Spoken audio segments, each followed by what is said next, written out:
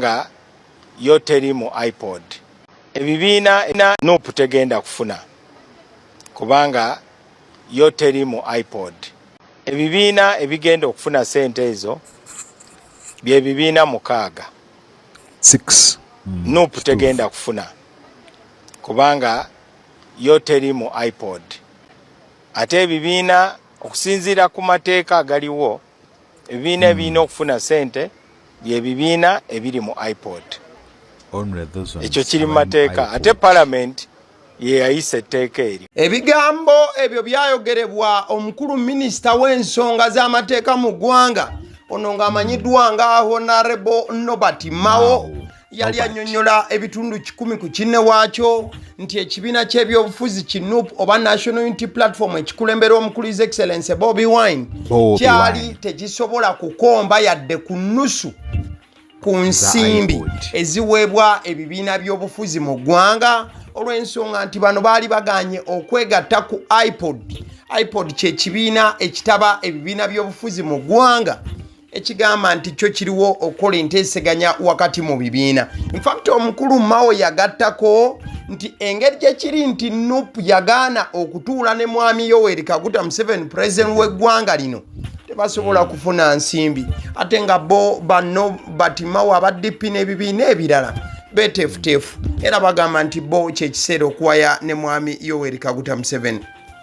Abo bo balayira nti tebasobola kutuula ne President Museveni.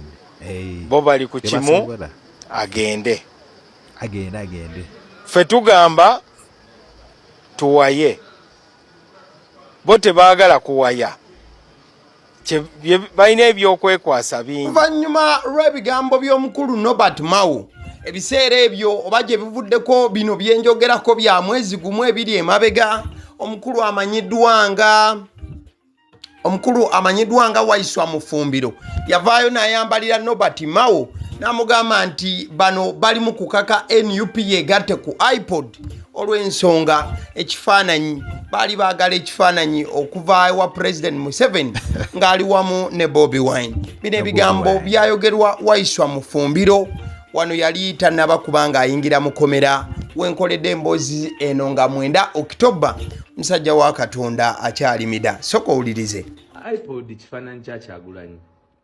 IPOD Yoweri Kaguta Museveni oluvannyuma lw'okulimbibwa ba MAO okulimbibwa abantu bonna bampuuga abaani kakati ye yennyini ayagala kufunako ku kifaananyi na boss. Wandiika nti ayagala kufuna ekifaananyi na boss. Boss yaani? Bobi Wine.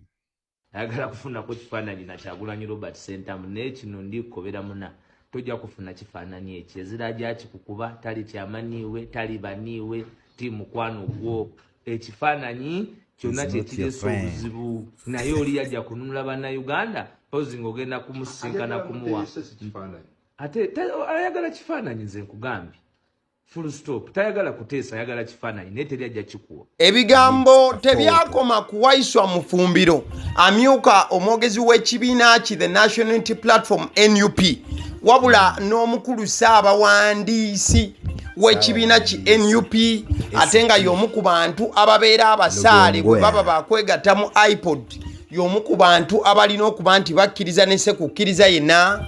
Omukulu ono yali akyaziddwa ku mukutu wali ogwa NTV Uganda mu mwezi gw'omusanvu omwaka guno gwa 2025 yavaayo n'avumirira ekikungu kino oba ekibiina ekitaba bannabyabufuzi oba ebibiina by'obufuzi mu ggwanga ekya IPOD ng'agamba nti kino si kya mugaso nnyo ng'abandi we bandibadde balowooza era yagamba nti singa IPOD ya mugaso yandibadde eggwanga lino lirina eddembe mu bibiina by'obufuzi byonna era yagamba nti IPOD eno tesobola kuba nti erina omugaso ogw'amaanyi ennyo nnyini ddala olw'ensonga tewuliriza era ne NRM emu ku bagitwala tebaagala bantu kubeera na dialogue. Sokoolize wana ng'ogamba nti IPOD ya mugaso nnyo mu ggwanga lyaffe oba oli awo twalibadde tulaba ebibala byayo nga demokrasiya weeri ng'ebibiina bikirizibwa okukola emirimu gyabyo, ng'ebibiina tebirumbibwa, nga bwe bazze bakola ku kibiina kyaffe. Twali badde tulaba nga waliwo eddembe ly'obuntu, ng'akalulu k'amazima na bwenkanya n'ebirala bwe bityo. Naye embeera gye tutambulirako mu ggwanga lyaffe ogiraba. So bwe twava mu kalulu ka 2021 batuwandikira ebbaluwa ne bagamba mujje twegatte ku IPOD. Ne tubawa ensonga zaffe. Ensonga mu ezo yali nti IPOD eno. What is really disturbing is that NUP doesn't want to join IPOD, but it gets a share of IPOD money. So I think it wouldn't be fair for someone who's not in an organization to share on the cake. For sure. Yali teina institutional framework. Yali teri mu mateeka. Naye n'ekyokubiri ne tubabuuza. And I think you can hear what SG is saying, that they never wanted to join IPOD simply because they had no a streamlined framework. You get? Ebintu ne tubagamba nti fenga NUP tukiririza mu dialogue, naye ne tubagamba ne tubateekako as a conditions, ne tubabuuza how, when, who, where, byonna ne tubabuuza. Ne tubagamba mulamwa ki, agenda ki gye tugenda okwogera. What's the agenda? That's true. Bani abagenda okukubiriza enkiiko ze tugenda okutuulamu. Ne tubabuuza bantu ki abagenda kubeera represented, kubanga ffe dialogue gye twagala si ya kutuuza aba politician mu kasenge ne banywa chai bokka. Tuba twagala dialogue. It's not a cup of tea. Simu bannansi eri inclusive. Nga tuba twagala ne dialogue eyo ne wa boda bw'aba atunula yeerabemu afiiringe nga tali represented. Munaddiini ab'ennono, abakulembeze baffe mu nnono n'ebirala bafiiringe nti bali represented mu dialogue. Era ne tugamba nti twagala genuine dialogue, tetwagala co-optation. Genuine dialogue. Kakati mukulu MAO kyekyokulabirako ndowooza ekisingira ddala mu Uganda ku nsonga zino zetwogerako, kubanga bwe yali afuna bwa minisita yavaayo n'ayogera tukoze cooperation agreement, simanyi tugenda kwogera transition, kakati tugenda kupulaninga political transition. Museveni butya bwavaako eggwanga lyaffe litambule bwe ne bwe liti, tuli ku kikati wetwogerera. Bw'omubuuza mubuuze atuusewa n'ensonga ezo. Unasemba okulaba General Museveni yennyini yavaayo n'agamba oyo MAO byayogerako si bye twayogerako, tetwabyogerako. Era kyekugamba ekyo nti aba NRM tebakkiririza mu dialogue, bakkiririza mu co-optation. Bigambo bino. They don't believe in dialogue, but they believe in co-optation. Tebyakoma ku Ssaabawandiisi. Era kyekugamba ekyo nti aba NRM tebakkiririza mu dialogue, bakkiririza mu co-optation. Bigambo bino tebyakoma ku Ssaabawandiisi wa kibiina ki NUP yekka, wabula ne president w'ekibiina kino His Excellency Bobi Wine yavaayo. Bwe yali atambudde n'afulumako eggwanga ng'agenzeeko wali e Canada, bwe yali ayogera n'ab'amawulire yababuulira ebitundu 10 ku kinnewaakyo nti teyali mweteefuteefu kubeera nga he was not ready. Yeegatta ku IPOD eno okusobola okuba nga ayogerezeganya ne mwami Yoweri Kaguta Museveni, era yannyonnyola n'alaga nti wadde baali bayisiza etteeka mu Parliament eriragira buli memba okubeera nti okiika mu IPOD, yagamba nti Kiika ofune. Yes, be in an organization to share the benefits or the fruits. Kino kyali tekijja kusoboka ne se kusoboka yenna, era ebigambo bya Bobi Wine ku IPOD byali bifaananako bwe biti. Etteeka balitaddewo kugezaako kuto amtwistinga tugende Museveni tetujja kwogera naye.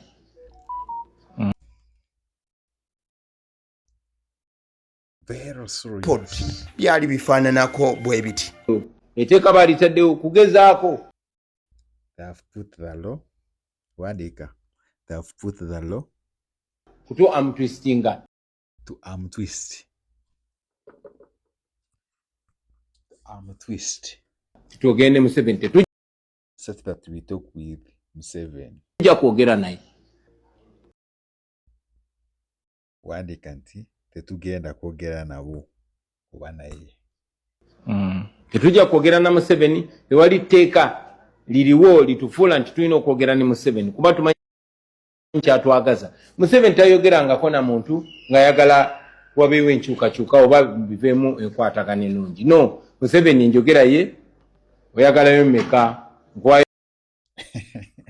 So basically, Museveni, what the one is trying to say is that Museveni, for him, is is minding about asking people their prices. In other words, is like in the market and is trying to buy different things.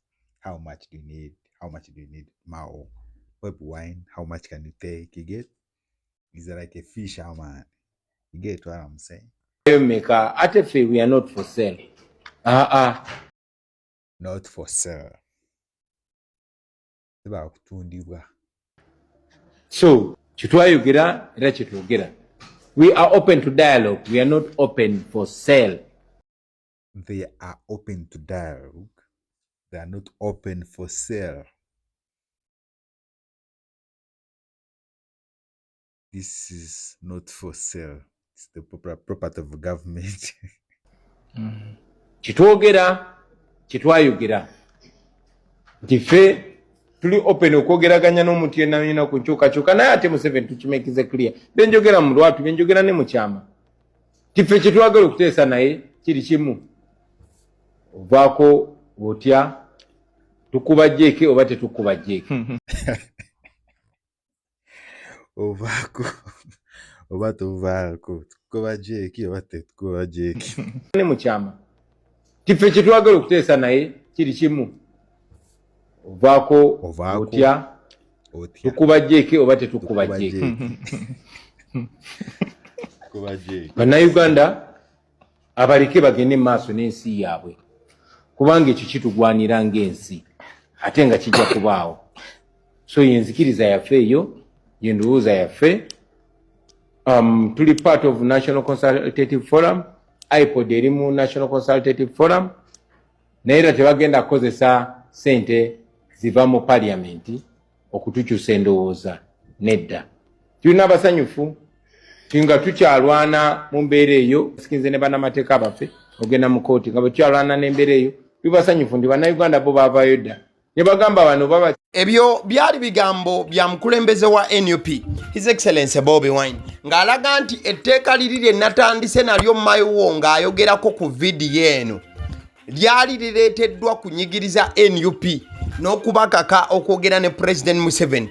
Wabula Bobi Wine yagamba nti dialogue tetujja gigendamu eyo gye baagala. Kati wayita akabanga mu mwezi ogw'omwenda ntegeeza September gwe twakamalako omukulu David Lewis Rubongoya akomawo ku kitebe nannyonnyola obukulu oba obukyamu obwali mu iPod. Wabula ate nannyonnyola ku nsimbi ezaagabirwa oba ezaawebwa NUP nga ziyita mu iPod ng'agamba nti ensimbi zino zirina engeri gye zaagasa NUP era nti NUP ensimbi zino yazikozesa bulungi okusingako. So in other words, NUP enjoyed fruits from iPod.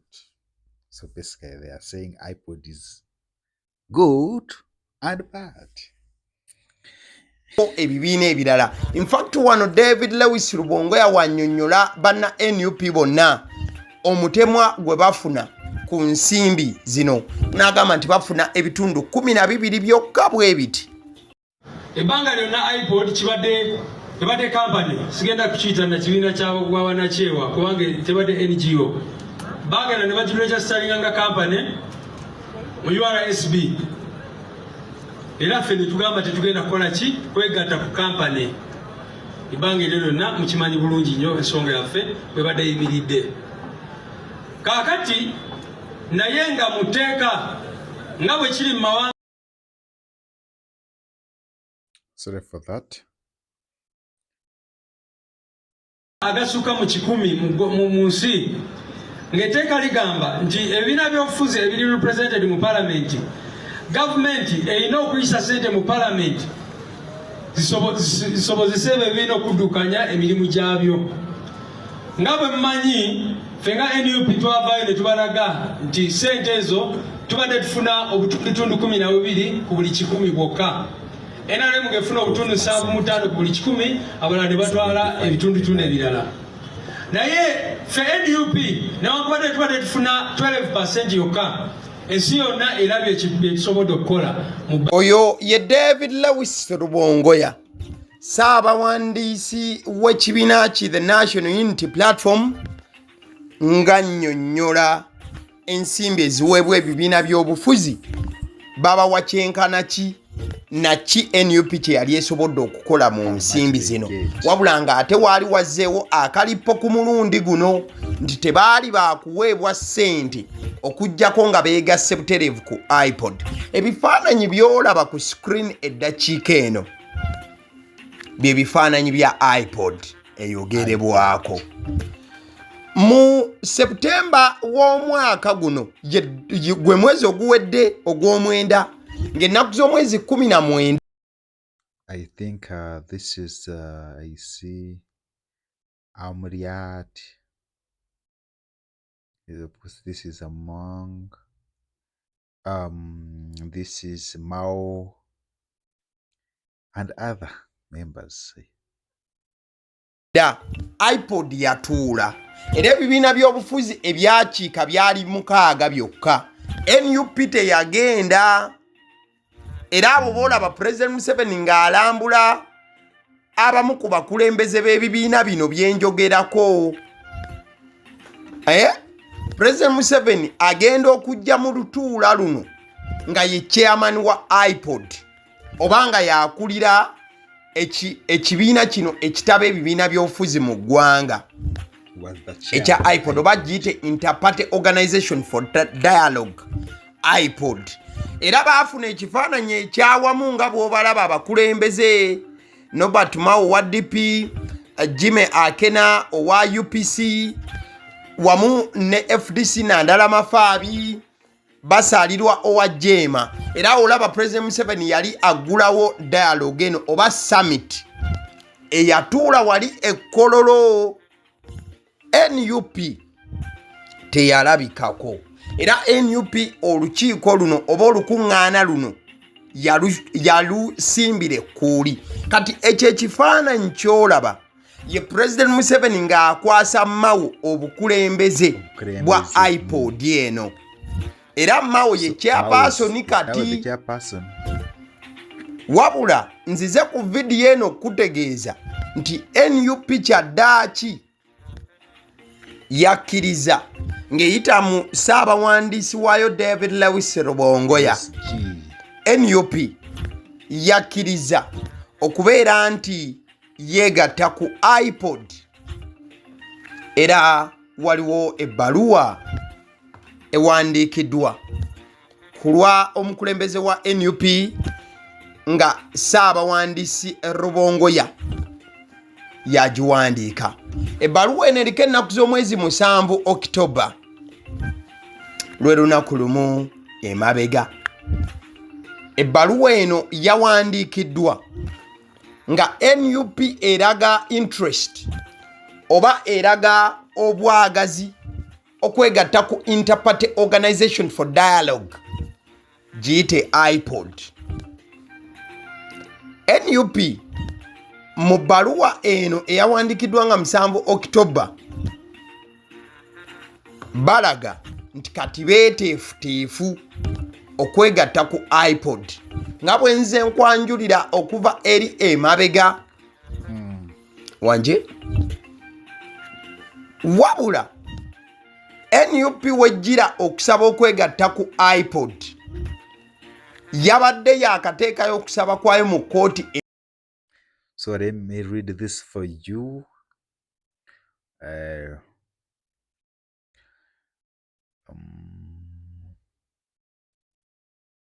October 7th, 2025, the secretary to Council Interparty Organization for Dialogue brought for Suna Cross in Kampala membership of the National Consultative Forum and its constitutive organs.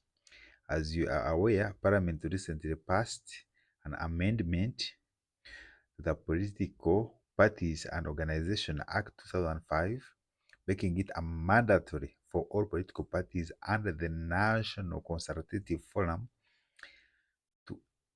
to either be part of the Inter-Party Organization for Dialogue (brackets for political parties with representation in Parliament) or the Forum for Non-Represented Political Parties and Organizations. The National Unity Platform has been and remains an active member of the National Consultative Forum. Although the National Unity Platform is currently challenging the referenced amendment before the Constitutional Court, we are cognizant that it is the current and binding law. In light of this, the National Unity Platform would like to sign the MOU, Memorandum of Understanding, given that we are members of the applicable constitutive organ of the National Consultative Forum by law, as we await the decision of the Constitutional Court. So this is basically the letter. David Lewis Rubongwea, the General Secretary, 7th October 2025. Enkulu nga baagala wabeewo kooti byetunulamu oluvannyuma lw'okuba nti yabadde yagaanibwa okuweebwa ensimbi ezirina okugiweebwanga NUP oba ng'ekibiina ky'ebyobufuzi. NUP ebadde yaakakuba gavumenti ne IPOD wamu mu kooti ng'eyagala esaabulule kiri ekyayisiddwa nti ekibiina ky'ebyobufuzi okuweebwa ssente kirina kuba kitundutundu ku IPOD. Kati NUP kye yakola kwe kugenda mu kooti. Ojja kujjukira nti Nobert Mao yali yabagamba era n'asaba n'akakiiko k'ebyokulonda. Mao ng'akozesa obuyinza bwe nga Minisita wa Justice ne Constitutional Affairs yasaba akakiiko k'ebyokulonda nti tekawa NUP ssente eziweebwa ebibiina by'ebyobufuzi. Kati NUP yagenda mu kooti. Kati nga kooti tennaba kukola kusalawo kwayo kwebyo NUP bye yeemulugunyaako, NUP yakkiriza okusayininga ky'oyinza okuyita Memorandum of Understanding MOU esobole okwegatta kwa IPOD era esobole okuba nti efuna ssente ezirina okugiweebwanga ekibiina ky'ebyobufuzi. Tutambule mpola mpola. Tulina bingi bye tugenda okumanya nga tusigadde ku vidiyo eno kubanga omu n'ayogera biki NUP byeyina okukola. Ebbaluwa eno Fred Ebiru atuula ku kanso y'aba SG oba atuula ku kakiiko k'aba Secretary Ebiru eno oba tunaagiddira. Kati njagala nkutwaleko ew'omukulu amanyiddwa nga Fred Ebiru.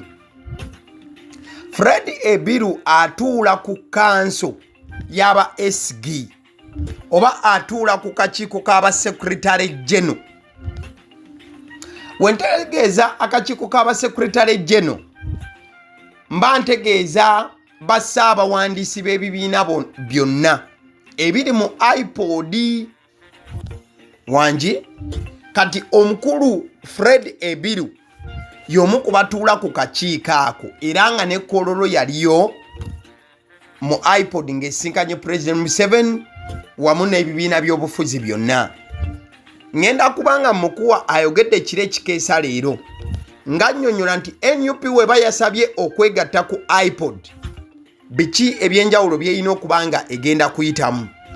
Tugende kanemu kanabiri obwedda akozesa lulimi luzungu batujja kubitemaatema tubize mu lulimi Oluganda tusobole okuba nga tutegera kimu ku kimu ku byonna ebibaddewo ekiro ekikeeseza olunaku olwaleero ng'ennaku z'omwezi 9 Oktoba omwaka 2025. Mukulu amanyiddwa nga Fred Ebiru atula ku kanso y'aba Secretary General mu IPOD yabuuziddwa oba yabadde surprised oba yeewuunyiza okulaba nga NUP yakyusiza ebigambo byayo bye yali yayogera okubeera nti tejja kwegatta ku IPOD.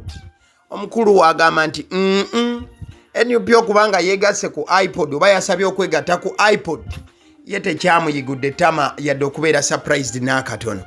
No, I was not surprised, Samson. Mukulu Fred Ebiru yalaze nti teyeewunyiza nnyo olw'okuba nti NUP kyaddaaki yasabye okwegatta ku IPOD, wabula annyonnyola ebintu ebyenjawulo NUP byeyina okubanga eyitamu okusobola okubeera nga yeegatta ku IPOD mu butongole na biki bye balina okubanga babayisaamu okubeera nga ensimbi bazifuna.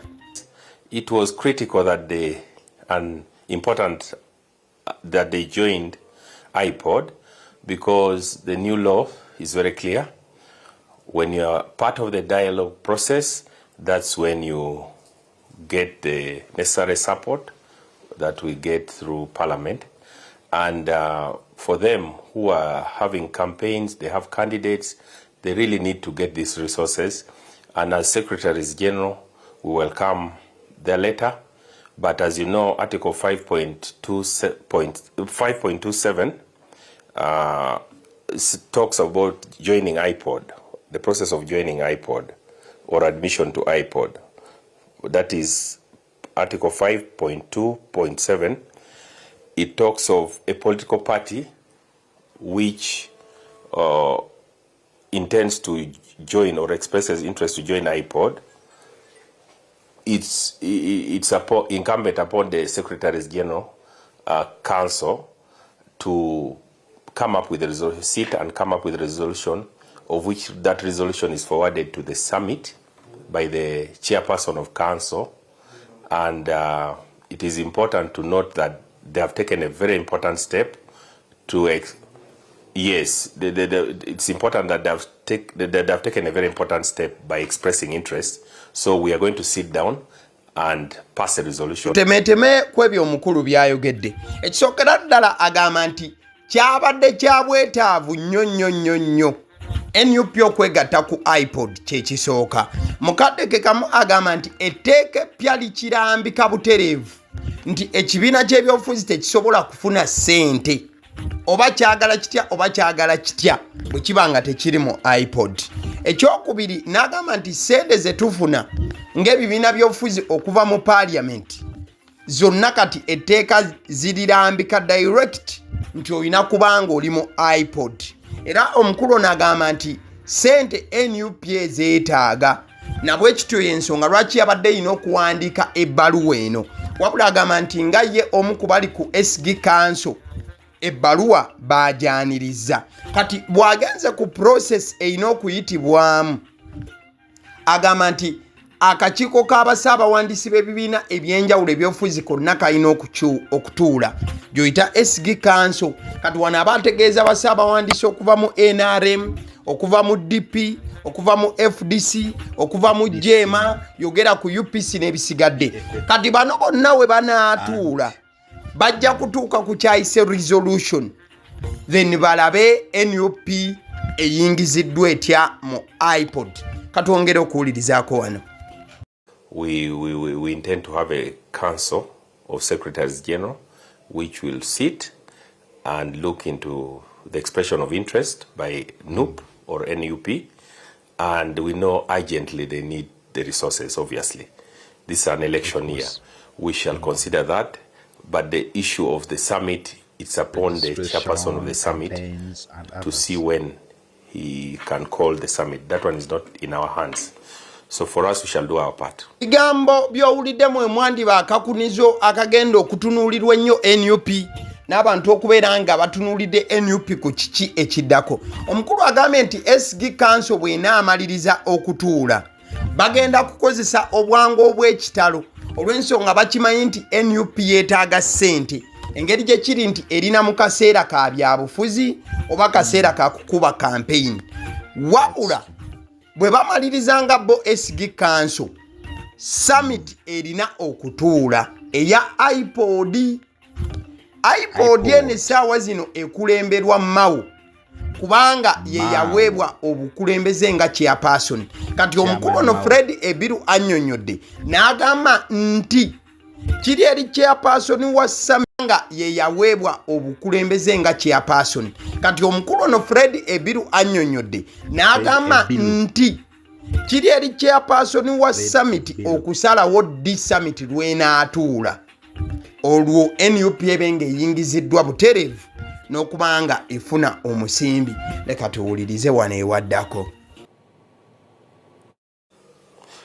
They cannot receive funds before the summit formally admits them.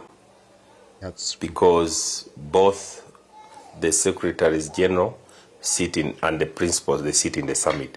So the secretaries general will pass the resolution and forward it to the summit, whereby a communication will come from the secretariat, from the ED, writing a letter to inform them of when the summit will sit, and they will obviously join the summit, and that's when they will join formally IPOD. Bigambo oba obiwulidde bulungi. Omukulu Fred Ebiru omuba kubali mu IPOD era kakiiko ka kanso agamba nti tebasobola kufuna ssente aba NUP okujjako nga summit esoose kutuula. Summit eno etuulamu ba principals bonna wamu ne ba secretary general bonna. Wano boogera kuba saabawandiisi b'ebibiina wamu ne ba president b'ebibiina. So agambye nti summit erina kutuula era bw'enaatuula ne NUP ebejja kuyitibwa awo ejja kuba yeegasse butereevu ku IPOD era awo omusimbi gujja kubanga gugiweebwa. Kati bwe tukeeredde olunaku olwaleero NUP ng'eyita ku mukutu gwayo oguli official ewandiise ensonga eyagibagudde yeegatte ku IPOD oba okuwandiika okusobola okubeera nti yeegatta ku IPOD mu butereevu. Bye bino ebiwandiikiddwa NUP ng'ogyeko eri ebbaluwa gye nabalaze eyawandiikiddwa Lubongoya Ssaabawandiisi ng'asaba okusayininga memorandum of understanding. Kati katugende ku kino ekiwandiiko NUP kye releases ekiri official. Statement on the National Consultative Forum and its constitutive organs.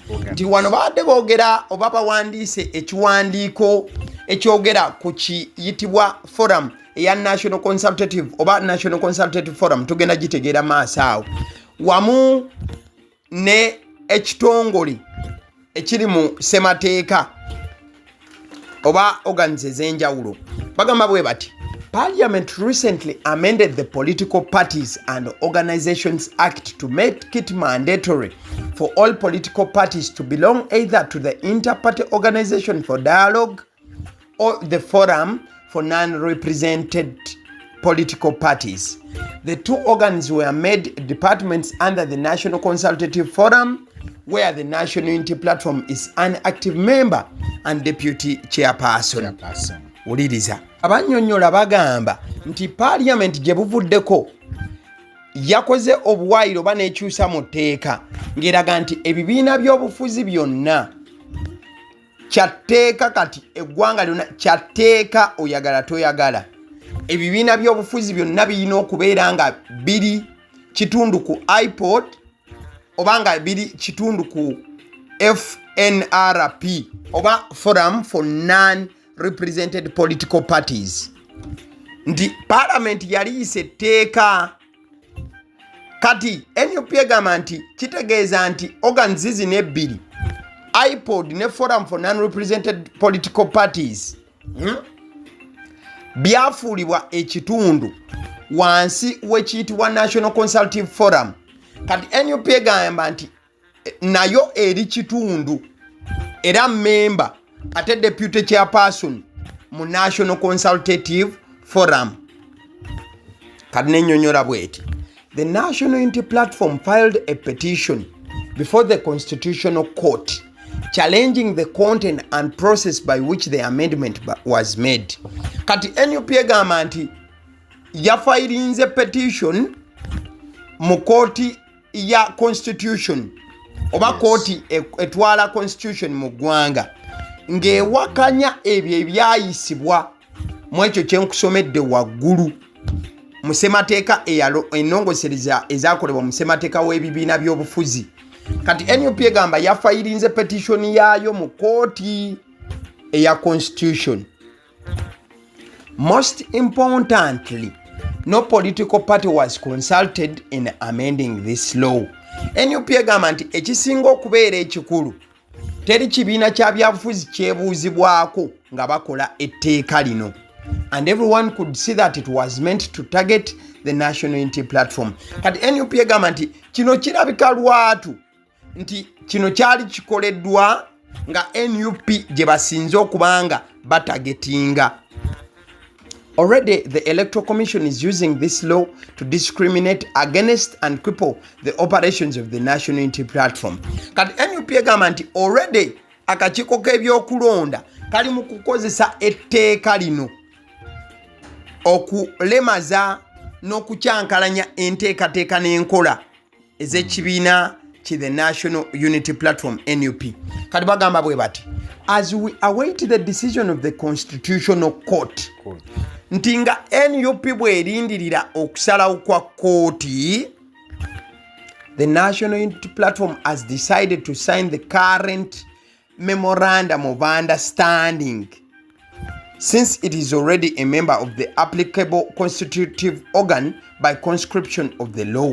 Nti NUP ekkiriza okusayininga Memorandum of Understanding engeri gye kiri nti already yo member owa organ etwalibwa oba eyogerebwako mu mateeka.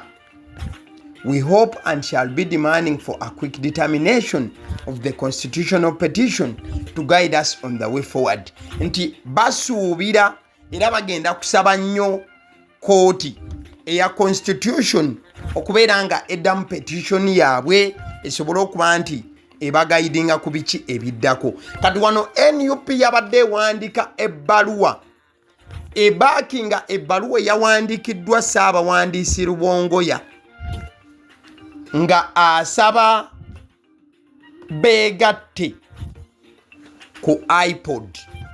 Yeri gye nasoose okulaga nga tutandika bw'obanga ogoberedde bulungi okutuuka we tutuuse wano eddakiika eno. Baluwa gy'olaba ku screen eddakiika eno, baluwa eyawandiikibwa ng'ennaku z'omwezi 17 Septemba, vakweri eyanga 7 gye nakulaze, eno yanga 7 Septemba, yawandiikibwa still NUP era eyateekako omukono si mulala ye mukulu Ssaabawandiisi wa NUP Rubongoya. Ebbaluwa eno baali bagiweereza kakiiko ka byakulonda kaliko owulidde beemulugunyaako wali, baali bagiweereza kakiiko ka byakulonda aba NUP eriko ennaku z'omwezi 17 Septemba. Ebbaluwa eno baali beemulugunya continuing illegal exclusion of the National Unity Platform in matters concerning the National Consultative Forum and its constitutive organs. Reference is made to our dated 4th September 2025 address to the Minister of Justice and Constitutional Affairs and copy to you, in which we protested against the illegal exclusion of the National Unity Platform from discussions relating to the National Consultative Forum and its constitutive organs, including the Inter-Party Organization for Dialogue. Kati NUP yawandiika ebbaluwa ng'egiweereza kakiiko ka byakulonda ng'ekeemulugunyiza ku nkola Oweekitiibwa MAO gye yakolamu okubeera nga NUP bagiteeka bbali we kituuka ku IPOD. Reference is further made to ours dated 12th September addressed to the Executive Director of the Inter-Party Organization for Dialogue and copied into you. Wano NUP ewandiikira akakiiko k'ebyokulonda ng'ekeemulugunyiza ku ngeri gye yali mu bumenyi bw'amateeka egobeddwamu n'okuteekebwa ebbali mu IPOD.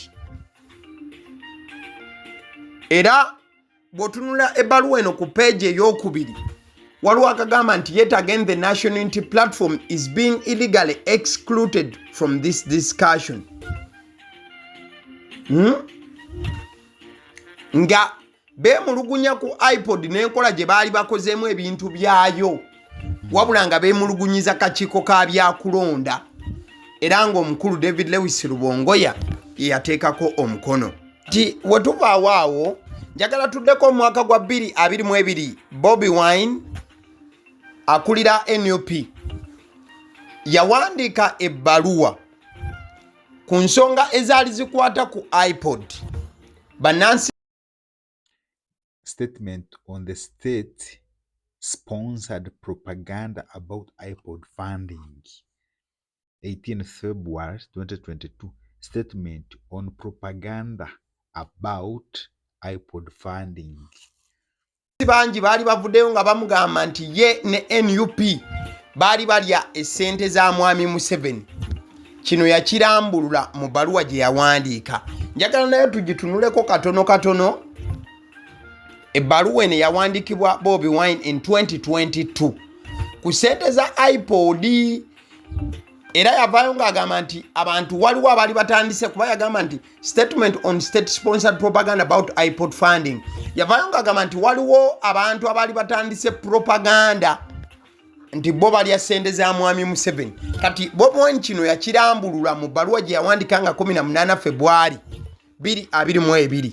Yagamba nti statement on propaganda about IPOD funding nti eno bbaluwa ewandiikiddwa ng'ekwata ku propaganda abungeesebwa abantu ku ssente ze tufuna eza IPOD. The National Unity Platform would like to reiterate once again that it is not part of the IPOD arrangement and has never received any funding or support from that platform. The party is funded by its elected members of parliament. Donations and disbursements allocated by parliament to all political parties with representation in parliament. Bobo nagamba nti NUP yagala okukilambulula lunye nti teri kitundutundu kwa IPOD era tefunangako ssente kuva mu IPOD. Nagamba nti party efuna ssente okuva mu bammemba ba parliament abalondebwa abali ku kaadi y'NUP. Nefuna ssente okuva mu donations oba abagabirizi b'obuyambi ab'enjawulo wamu ne ssente eziri mu ssemateeka. That is the IPOD money they are now requesting for.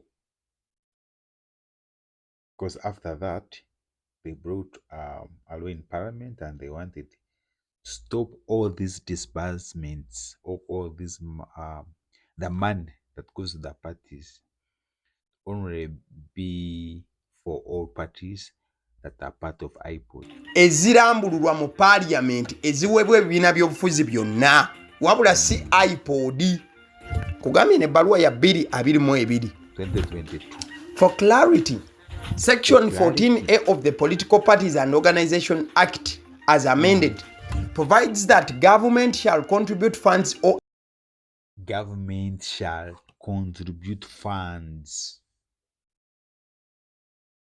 other public resources towards the activities of political parties or organizations represented in parliament. Parliament. That's what Bobi Wine was talking about. And I think this money was now diverted to IPOD. In other words, it was attached to IPOD summit. Bobi Wine najjayo etteeka ery'akawaayiro 14 ak'ebibiina by'obufuzi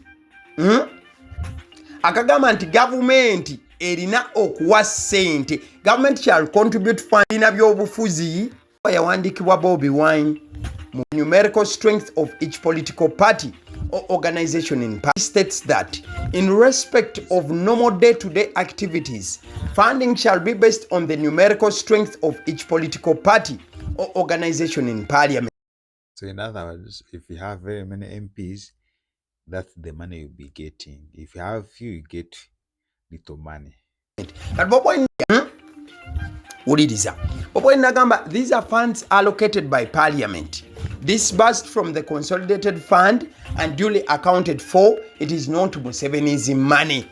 Bobo Nagamba nti zino sente zituweebwa era mu Parliament kyateeka.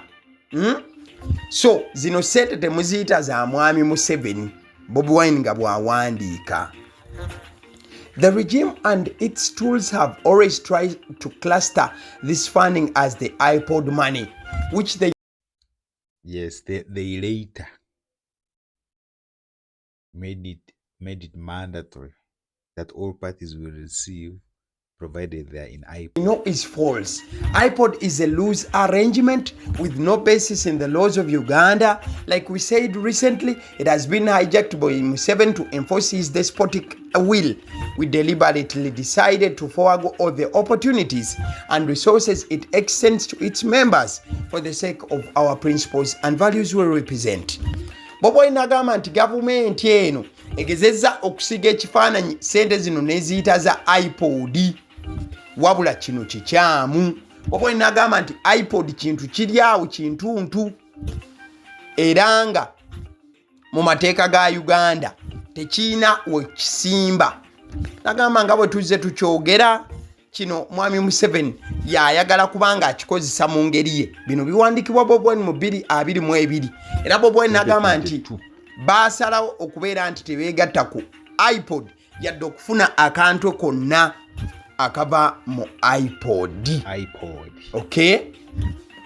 Era ebbaluwa eno wansi Bobi Wine agimaliza ng'agamba we shall not bow to the dictates of the military regime.